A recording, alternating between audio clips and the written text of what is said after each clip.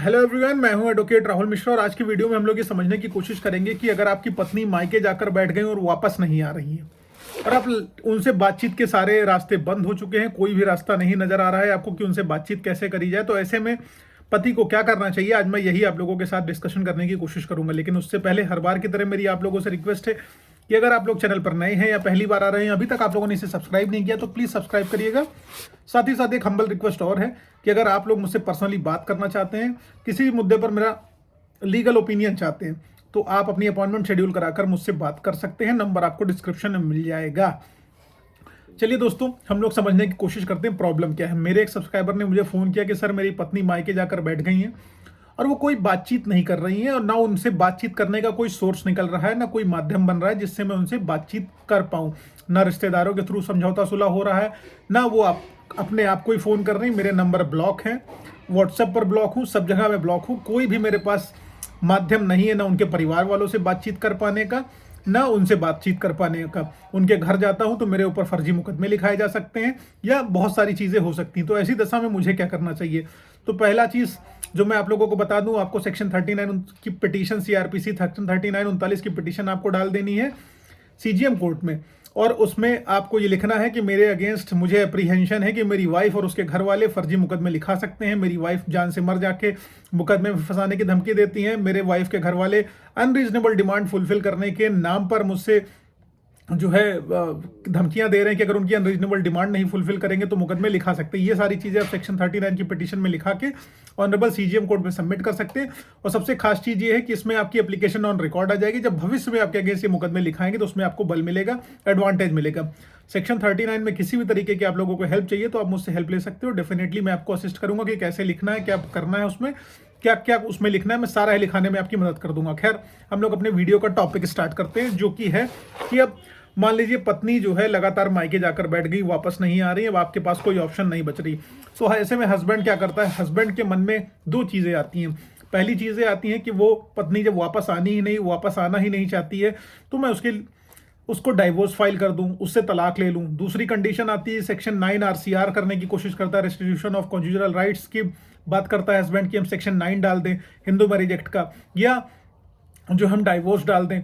इस तरीके से हम अपने आप को मुक्त करा लें, क्योंकि वो आने को तैयार नहीं। तो इस कंडीशन में लेकिन हस्बैंड के मन में डर भी रहता है कि जैसे ही उसने सेक्शन 9 डाला या उसने जो है डाइवोर्स लेने की कोशिश करी है, डाइवोर्स का नोटिस भेजा है, सेक्शन 9 का नोटिस भेजा, तो ऐसे में क्या वाइफ क्या करेंगी?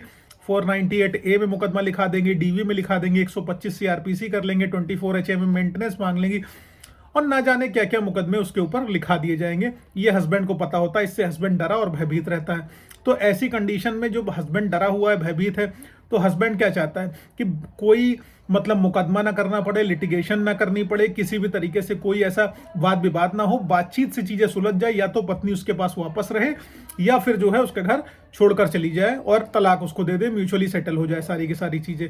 लेकिन इस तरीके से प्रॉब्लम आपकी सॉल्व होती नजर नहीं आ रही है, क्योंकि कांटेक्ट कोई आपका अपनी वाइफ से हो नहीं रहा। तो सेक्शन 9 के अलावा, डाइवोर्स के अलावा भी आपके पास एक विकल्प है जो जनरली हस्बैंड्स को अपनाना चाहिए। जो मेरा पर्सनल सजेशन होता है लोगों को, वो ये है कि आप सेक्शन 9 ना डालिए, ना सेक्शन 13 डालिए। ऐसी कंडीशन में आपको एक लीगल नोटिस लिखनी चाहिए। लीगल नोटिस के लिए आपको एक वकील साहब से मिलना होगा। वकील साहब के माध्यम से एक अप्रोप्रिएट लीगल नोटिस रेडी कराइए। उसमें आपको हेल्प चाहिए, लीगल नोटिस में भी मैं आपको हेल्प कर दूंगा कि आपको क्या लिखना चाहिए इस दशा में, ठीक है? तो लीगल नोटिस एक आप बनवाइए। लीगल नोटिस में आप क्या करिए कि आप सारी की सारी चीजें नोटिस के माध्यम से अपनी वाइफ को लिखाएं। हाँ, लीगल नोटिस तब डालनी है जब केस उन्होंने नहीं किया हुआ है या आपने केस नहीं किया है। केस डालने के पहले लीगल नोटिस होती, केस डालने के बाद कोई लीगल नोटिस डालने का मतलब नहीं होता है। जब आपके पास कोई सोर्स नहीं है, आपको सिर्फ वाइफ का एड्रेस पता और वहां पर जाएंगे तो मुकदमे लिख जाएंगे, तो ऐसी कंडीशन में आप लीगल नोटिस बनाइए, लीगल नोटिस ड्राफ्ट करके उनको भेजिए और उन तक आपका संदेशा पहुंच जाएगा। और उस लीगल नोटिस में आपको लिखना होगा कि आप बिना किसी अप्रोप्रिएट रीजन के, बिना किसी युक्त कारण के, बिना किसी अच्छे रीजन के, बिना किसी अप्रोप्रिएट रीजन के आप अपने मायके जाकर बैठ गई और मेरे द्वारा आपको अनेकों अनेक चेष्टाएं करी गई, बार बार वापस लाने के लिए बुलाया जा रहा है, लेकिन आप वापस नहीं आ रही। ना आप मामले को बातचीत से निपटाना चाह रही हैं, ना आप किसी तरीके से निपटाने की कोशिश कर रही हैं। तो हम लोग बातचीत के माध्यम से अपने मामले को निपटा सकते हैं।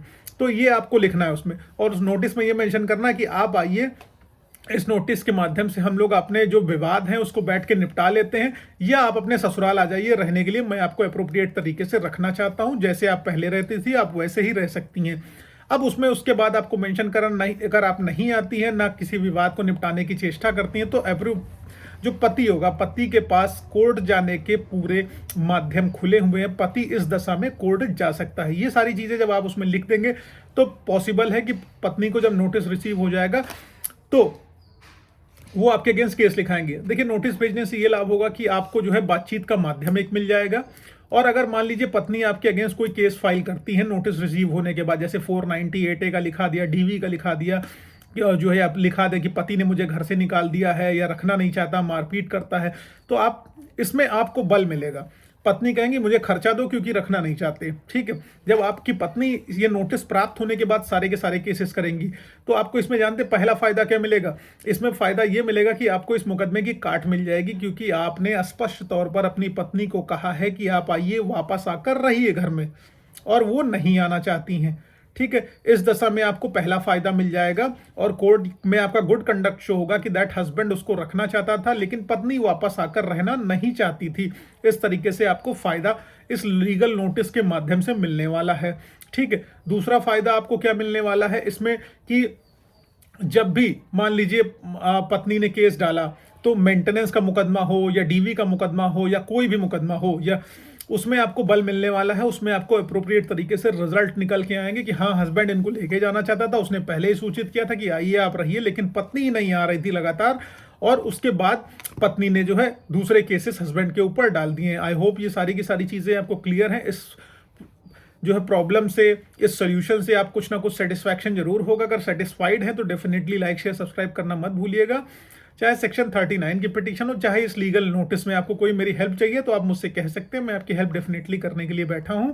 लेकिन उसके लिए आपको अपनी अपॉइंटमेंट शेड्यूल करानी होगी। बिना अपॉइंटमेंट के आपकी मेरी बात कतई संभव नहीं है, इसलिए अपनी अपॉइंटमेंट शेड्यूल कराकर आप मुझसे बात कर सकते हैं।